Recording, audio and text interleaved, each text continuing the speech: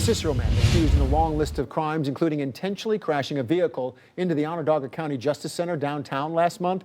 He's now being held in an Oswego County jail, accused of setting a fire at a gas station. The Oswego County District Attorney telling us tonight Kevin Summers is being held on $10,000 cash, $20,000 bond. State police say they arrested Summers after he illegally entered an abandoned gas station in the town of West Monroe last Thursday night. He's accused of intentionally starting a fire inside the building to stay warm, which ended up drawing a large response from law enforcement and firefighters. The building is a total loss, but this isn't Summers' first run-in with the law. In the past few months, he's been arrested in Onondaga County several times. Investigative reporter Mary Keeler is live in the studio with us tonight. Mary?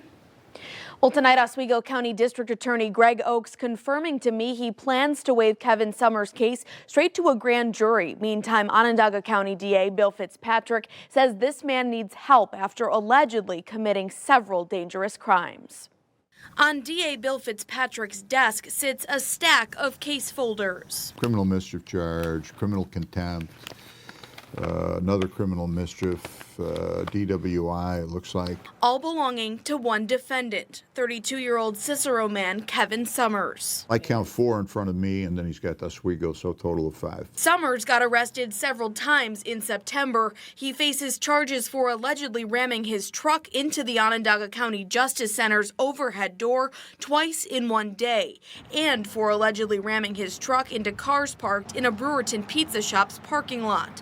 Summers also stands accused of grabbing the steering wheel and crashing his mother's car along I-81 in Cicero, sending her to the hospital with injuries. Do you believe he is a danger to himself and the community? Well, I think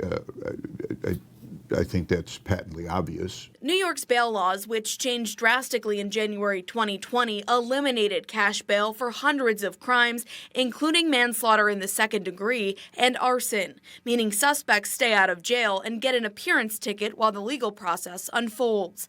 That's been the story with Summers. Bail was denied and he was released, even though anybody could have seen that the guy was troubled and needed some type of confinement and some type of help. But just last week, state police say he broke into this abandoned gas station in the town of West Monroe in Oswego County and set it on fire after police say he started it to keep warm inside. Oswego County DA Greg Oakes confirming his office was able to get a judge there to hold Summers in jail and set bail. That's because he says they proved he was dangerous to the public by bringing up his other recent offenses in neighboring Onondaga County. Both Oakes and Fitzpatrick have been working together, talking about the case. We proceed more rapidly when someone's incarcerated, so in Oswego County they'll have now 4 days to either grant him a preliminary hearing or present the case to a grand jury. And tonight, the Oswego County DA Greg Oakes telling me Kevin Summers is due back in court in the town of West Monroe on November 7th. Oakes says that's where he plans to have the case waived up to Oswego County Court to a grand jury. Summers is being represented by a public defender. I did reach out to them for comment. New at 6 tonight, CBS 6 is working to get you answers when it comes to how much of your tax dollars were lost to unemployment benefits fraud in New York State. Today, we asked again for the total amount lost to fraud. An audit into this is underway, and while the Department of Labor is not giving us an exact number, we know that number is a lot. The state of California lost upwards of $20 billion in unemployment funds to fraudsters during the pandemic. In New York State, Labor Commissioner Roberta Reardon hasn't reported that figure yet. And as I told you last week, the New York State Comptroller's Office is in the final stages of an audit that may finally provide that figure. The results are expected to be released in the coming weeks. After our deadline last week, the New York State Department of Labor did send us a statement in response to questions we sent their way Friday. It says, quote, "We have identified over 1.49 million fraudulent unemployment benefit claims during the COVID-19 pandemic, preventing cyber criminals from stealing more than $36.5 billion in benefits."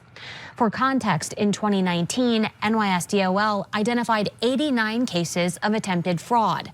The statement goes on to say, as the DOL recovers these funds and holds criminals accountable, the total amount of fraudulently attained benefits is constantly changing, end quote. So you heard it right there. The DOL says nearly 1.5 million fraudulent claims have been identified, but they did not provide a number to demonstrate the total amount of your tax dollars that were actually lost to this fraud. It's your money, so we'll keep asking the question. The DOL has now referred us to the Comptroller's office to get answers on the audit itself. Now, the DOL statement goes on to say that it is implementing new measures to fight fraud and to recover ill-gotten measures. The agency says the new system upgrades there allow investigators to more efficiently cross-match records and develop leads on individuals who may have been collecting unemployment benefits while they were working. And we'll let you know when we hear the results of the Comptroller's DOL audit.